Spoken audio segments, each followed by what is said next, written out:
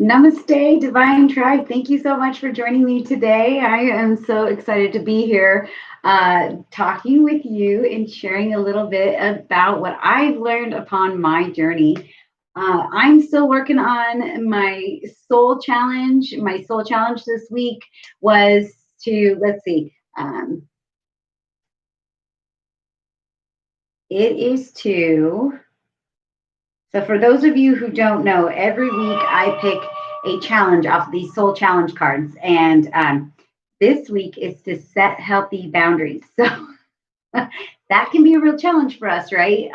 Especially me, who I have historically allowed people to bowl me over for whatever reason. We all do that from time to time. But that is my new thing, is to try to change some of the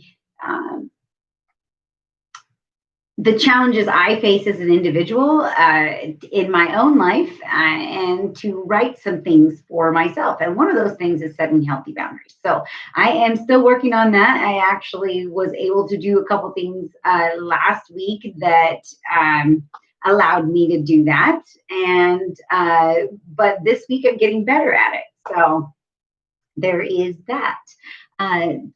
Today, I am going to talk about the illusion of separateness. So what does that really mean? Separate being an illusion. Well, the fact that we as human beings are conscious beings in this world, we think that to some degree we are separate from everything, or set above from everything that is here on earth with us. And I'm going to go into that a little bit more here and share with you how that really is maybe not what we think it is, right? So stay tuned for that. But before I go any further, let's go ahead and pull an affirmation for the day out of our affirmation toolkit. Again, here's my little happy bag. It really does make me happy. I love my chakra happiness fishing bag of affirmations, because really, honestly, a daily affirmation is, for me, like a tagline. It's like my motto for the day, right? So see, I absolutely love the universe. Thank you, universe. I embrace the flow of life and let it unfold. I embrace the flow of life and let it unfold. And that actually ties into our topic today, which is separateness is an illusion, right?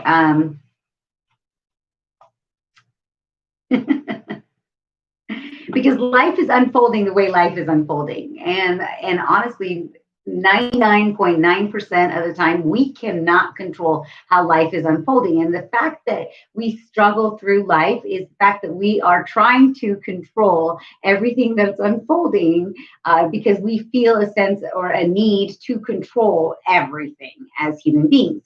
And that ties into the fact that we are the only beings on earth at this time that has a sense of consciousness, right? We are aware of the repercussions of our actions. Now that's the outcome of our actions, whether we're willing to accept that or not, or accept it as positive or negative, or outcomes or whatever, or that we are doing things in a positive or a adverse way, that is a separate thing, right? But we are conscious of what we are doing. So therefore, we know what we're doing. Whether we accept what we're doing as what we should be doing is a completely different story, right? Because if we thought to ask ourselves why we're doing it, how, what, when, and why, you would think that maybe we might not do certain things, and we may not have created certain things, but we don't always ask ourselves those questions. We should, but we don't. But and that's kind of how we create this alternative universe for ourselves, right? This alternative identity of self, that we are separate from the world that we are living in because we have this ability to be conscious. But in fact, that is not true.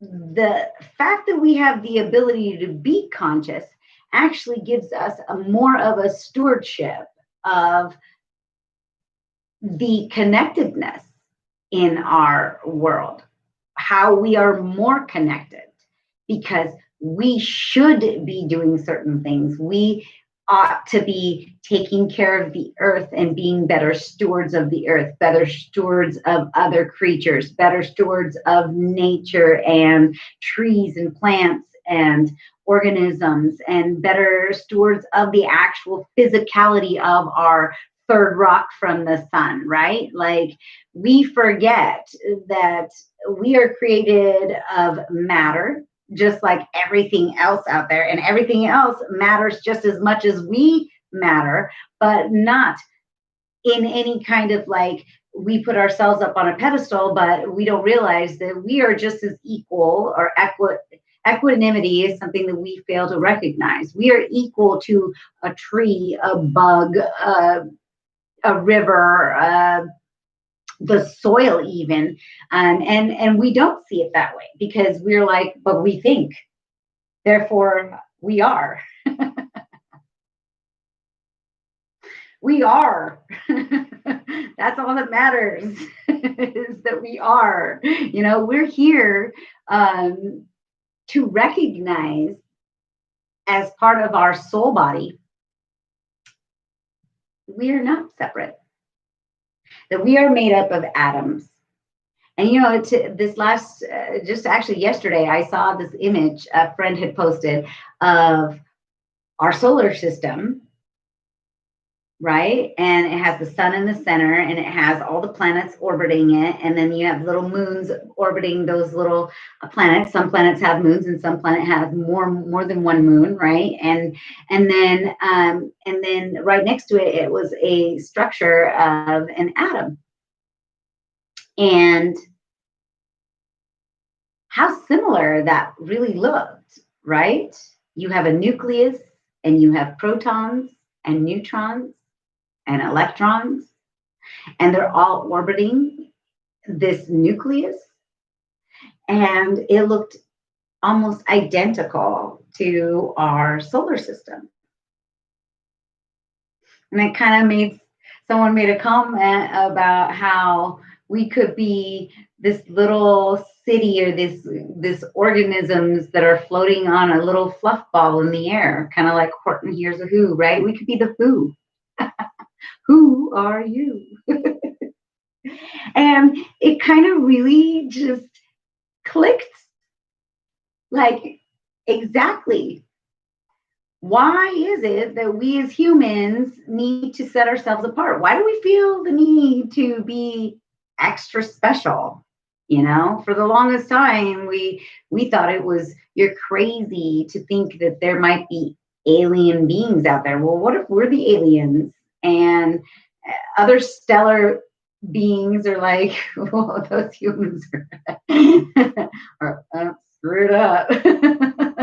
They're ruining the rock that they're living on. And that in itself is just absolutely crazy, right? Like, why would you shit on in your own house? And in a sense, that's exactly what we're doing, right? We are not embracing the flow of life as it unfolds. We're trying to control it. And it really takes me back to what a Buddhist monk, Thich Nhat Hahn, had said. We are here to awaken from the illusion of our separateness. Think about that. Maybe that's why it is that we have a sense of consciousness, is that upon our energetic soul journey, because really energy is always transformed, energy doesn't disappear. So like, say you take a log, a wood log. Have anyone ever been camping? you know this, you sit down and you start a fire, and that spark starts a fire, and you start this wood fire, and the energy that's inside that dried piece of wood then burns and turns into heat. So the energy that was stored inside that piece of wood is then transformed into another form of energy, which is heat energy. So that's one of the laws of the universe, right? Like energy does not disappear, it's transformed into something else. So then what are we? When we die, if we were to be cremated, we would then be turned into dust, a calcified substance. That's what our bones would turn into, is calcium, right? Calcium carbonate. And our bodies would then emit energy. Everything that was right here would burn up and emit energy and go into space, into the air. If we were to be buried in the ground, another organism would then consume us as food energy. And I know a lot of us are super scared about dying because we're stuck on this whole, like, as Eckhart Tolle, the author and spiritual mentor, has said, we're stuck in the world of forms. We're stuck in this whole like concept that, we're stuck in this body, and then when we die, and I don't believe that. I believe that we are transformed, and that our energy has energy memory. It remembers and it learns. And then when it is transformed, it becomes something else. And we are just scared because we don't know what that something else is, because we're scared of the unknown. But if we understand that we don't just go away, this goes away. But maybe we get a different kind of this. Maybe we get an upgrade, Instead of thinking negatively that we turn into a bug, because we look at it as a lesser being, if we look at it as that we transform into something greater than ourselves, then maybe we can fear less what we transform into. And that we are connected. We are not separate from this world. We are one with this world. I know that oddly enough to say, I was holding this up, and I love rocks. So this is my clear quartz. And I love this thing. I love this energetic being. It is a being. It has energy. It's a different kind of being, right? It's a crystal being. It's earth.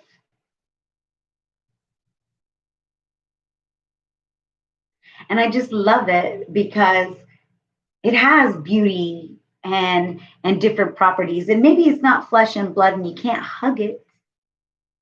Well, I can.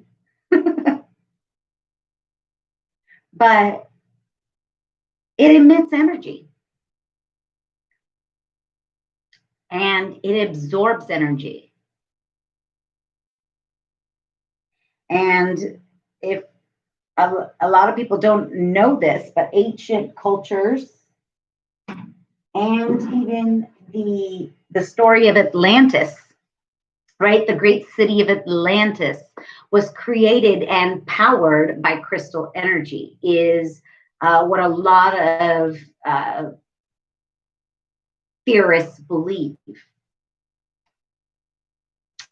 And the story of Atlantis was this great civilization that there was equity between men and women and everything around. And they used to power, they had, and it's believed that they had, these huge power generators that powered the city of Atlantis. And it was not, fusion power. It wasn't coal power. They didn't degrade the earth. They harnessed the power of crystals. And then when Atlantis was destroyed, which was, I think, a great flood, they said, that destroyed Atlantis, the knowledge was lost of how to harness crystals and the power within a crystal. And certain surviving civilizations had little bits of history of the power of crystals. And that's why so many people now, today, we use it for aesthetics, but it's ancient cultures believed that rocks, certain gemstones, had power. And they do. Turquoise has amazing healing powers. Copper helps with arthritis, and it helps with blood flow. Our bodies are made of iron. Therefore, we have red blood cells, which are erythrocytes, which carry iron, or rather are composed and comprised, made up of iron. And those cells of iron make a bond with oxygen to carry oxygen in our blood to our lungs, which then helps us process that oxygen so that we can breathe as an organism. How amazing is that? And how is that separate from everything that is? And we breathe oxygen, but we breathe out carbon dioxide. And when we breathe out carbon dioxide, guess what breathes in carbon dioxide and emits oxygen? Trees, plants. Plants absorb the carbon dioxide that we exhale, and they exhale oxygen that we breathe in. So how are we separate? Aren't we then connected? Carbon dioxide in too much quantities causes a chemical reaction with our weather and our stratosphere to change our planetary weather and temperature and our ozone, which then heats up our Earth, which then warms our polar ice caps, which then melts ice, which is then changing the salinity of our ocean. Because if you take water that doesn't have salt in it and you mix it in with water that does have salt in it, guess what? It dilutes the water that has salt. It dilutes the salination of the water that already has salt. Because those polar ice caps aren't created from seawater. They're created from rainwater, which does not have salination or salt. So we are all connected. And the sooner we start to accept how we are not separate, but that the illusion of separateness, and accept that we are more connected and embrace the flow of life and letting it unfold and be one with it, the sooner we will stop spiting our own nose and cutting our own nose off to spite our face. Because that's what humanity is doing right now. And that's why we feel such a disconnect with everything around us, including one another. Because we want to put ourselves on a pedestal and act like we're better than everything. Maybe that's where we are falling short. We're not better. We're just as good. Maybe some other things are better than us because they don't question. They just take care of it. You know? Some of the most silent organisms are the most powerful organisms. Fungi, mushrooms, Mycorrhizae are one of the largest organisms on Earth, and we don't even really see it because it's under a layer of soil. But it happens to be one of the biggest cleansing organisms on Earth, right? Mushrooms. And we don't give it any credit. But they decompose and take care of everything that is decomposing on the floor of the earth, on the face of the earth, underneath, silently. And here we come over and we bulldoze it over and put it in a parking lot because we think we're better. So we're cutting off our nose to spite our face. We're going to look like the Sphinx real soon. I always think about the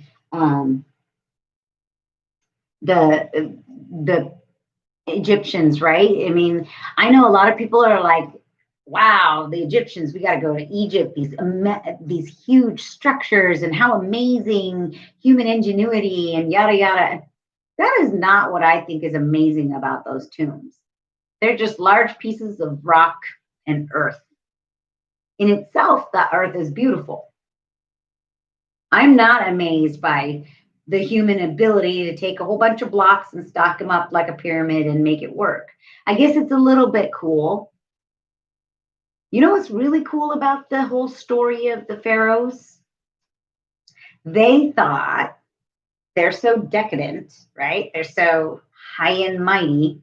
They thought that all the riches that they had in those tombs that they took with them, that when they died and they went into the next world, they took them with them. And that's the lesson that we need to learn about from the pharaohs. The greatest lesson. We do not get to take anything with us. So we really shouldn't focus on the things that we all physically have, right? Having more money, having that perfect house, having that perfect boat, and driving that really nice car. I mean, those aren't bad things. I'm not saying it's bad to want to have nice things. I think it's important to have quality things. Why? Because if you have something that is quality made, it's going to last longer, and therefore it's not single use. I believe in quality. I really do. And I believe in things built to last. But our society is not built on things to last. It's built on single use.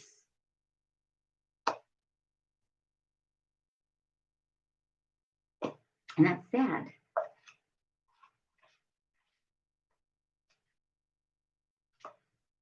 You know? It made me think of this poem from Nikita Gill, and I'm going to read it to you. It's called What's in a Name? What's in a Name? Who named the sky the sky? Who called the ground the ground?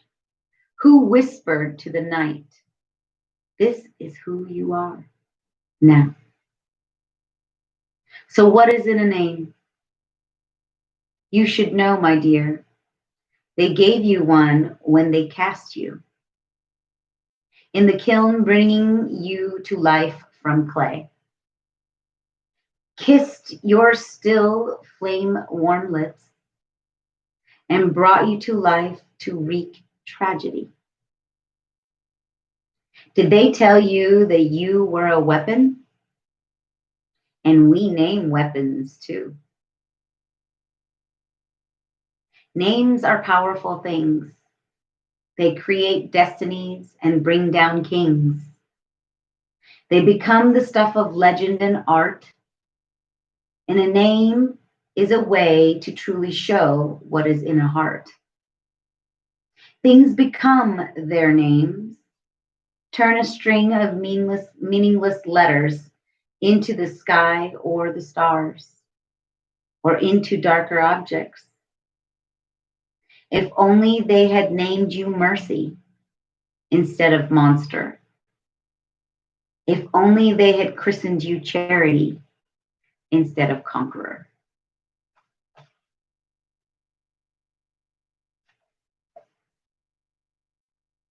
We are so decadent that we have named ourselves the superior being.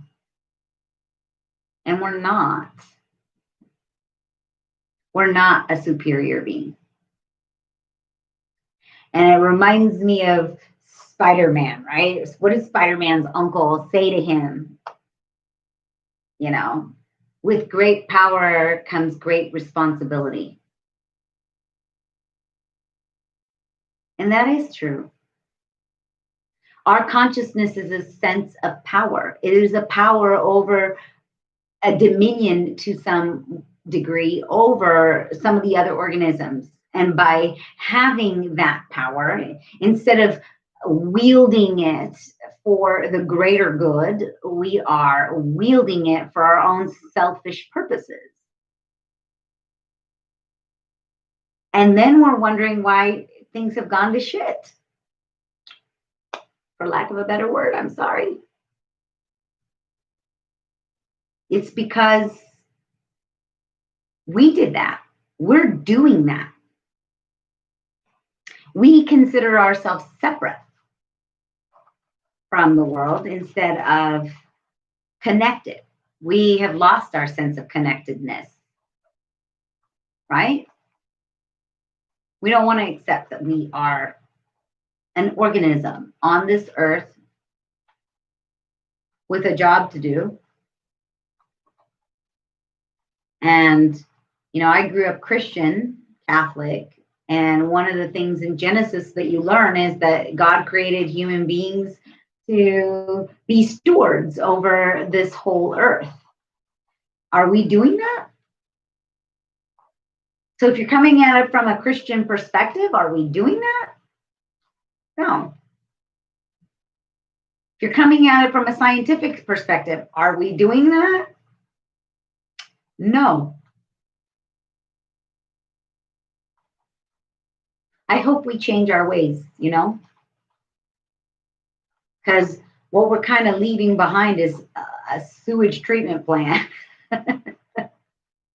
And we're telling the future generations, here you go. You can handle it. And guess what our kids are saying? No, right? They're standing up to us saying no. So I'm going to pull out some OM cards. Let's see what the universe has to say to us.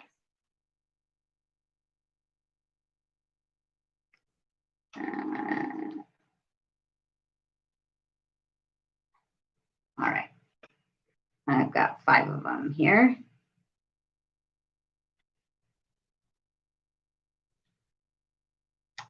Reach out.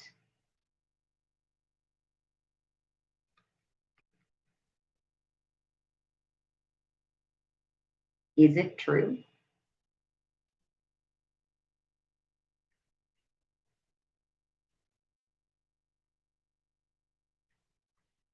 Going well.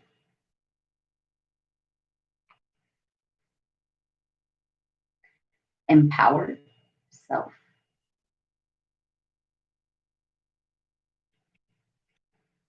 And this one's my favorite. Meditate. I love meditation. It has really allowed me to expand myself and find a sense of self that is more connected to, and I think more truthful to what I really am and why I'm here. I feel like I need to put one more. Let's see here.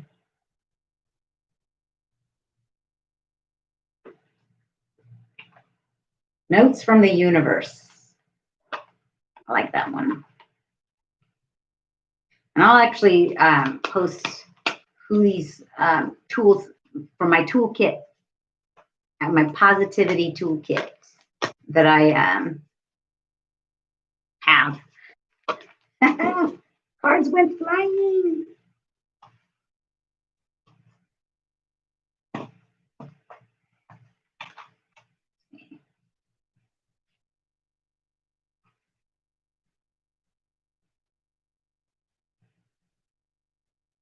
That one's about,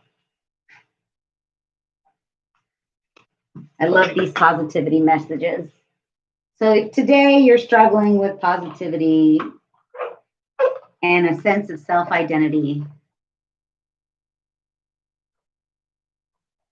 You know, don't be sad about the illusion of connectedness. Embrace it. I love knowing when I go out in nature, I love knowing that I am part of this. You know, I'm not outside of it. I am part of it.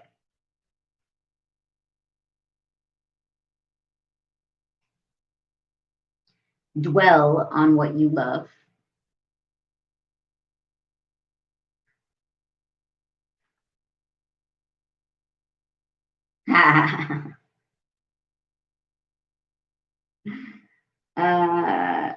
Asking someone to change is like pruning a tree. Neither will ever be the same again. Scarier still is that you can't quite know in what new directions they'll grow.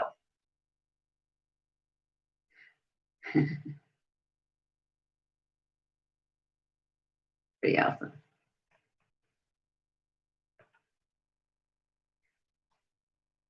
Create a space for new love. When a thing hurts your eyes, stop looking at it. When it hurts your ears, stop listening to it. And when it hurts your heart, stop justifying it. I love you so much, the universe. And the universe does love us. Otherwise, we wouldn't be a part of all of this. We would just not exist. Yeehaw. When it comes to choosing who will be in your life, I recommend valuing their yeehaw, quality above all others. Have it your way. Special orders don't upset us, the universe. That is one thing that I definitely agree. Choose yourself first. Understand that you are connected to everything in the universe. You are not separate. You are one with the universe. And the universe wants you to have every bit of harmony, love, and connectedness and fulfillment. We are the ones that stop ourselves from getting there, right? Because we're so busy trying to control everything, we fail to embrace life, the flow of life. And we put up dams and we put up walls and we put up, fences to keep things out instead of just letting it flow. One of the things, and I don't regret my choices because I had some amazing results out of them, right? I wouldn't have my kids if it wasn't for me marrying the two people that I married that happened to be very super dysfunctional people in my life. But I learned great things out of it, right? And then I also gained three beautiful children out of it. And I wouldn't have those beautiful children if I wasn't with those people. But the one thing I did learn, and I finally forgave myself and accepted the oneness of all this experience, was that had I not, I accepted them and the situation and then moved on from it sooner, I might have not figured out some things. Maybe I would have, maybe I wouldn't have. It's hard to go back and change the past. But today I can say I am firm and I'm not going to make that same mistake again. I'm not going to allow abusive people in my life again because I can recognize it better. And I also can stand up for myself better.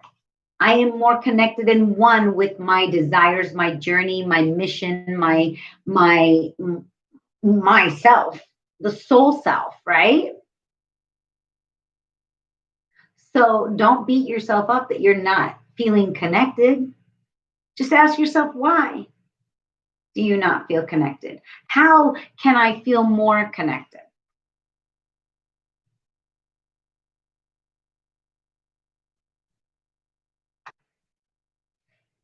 Excuse me. I always sneeze when I feel like I talk the truth, man. It's like it comes out my throat chakra.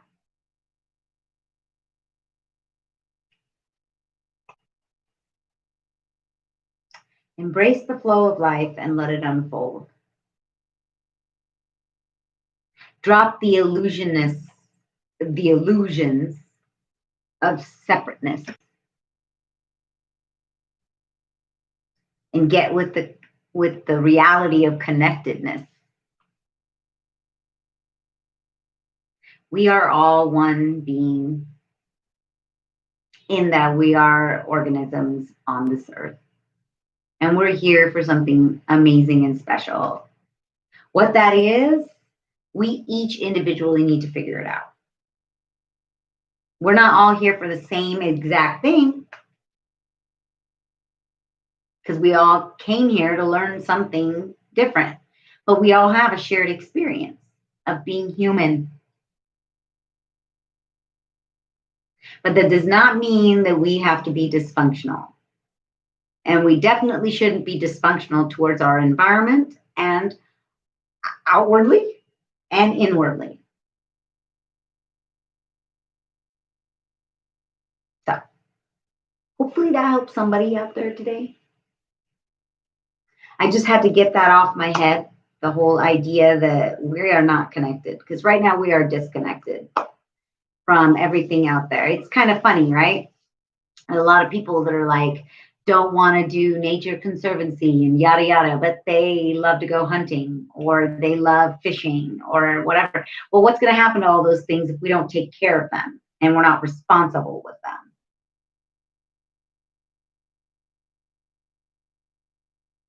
So we have to look at ourselves inwardly about how we can be more responsible with our own personal choices and our collective choices, and understand that we are one with our environment. And in order for us to have this more in our lives and continue to have it, we need to find a way to connect and give back to it instead of always taking from it. Because that's what we do in our relationships, right? We all take from our partners, but we fail to give to our partners. And we do that in our partnerships with everything else. We always want what we want.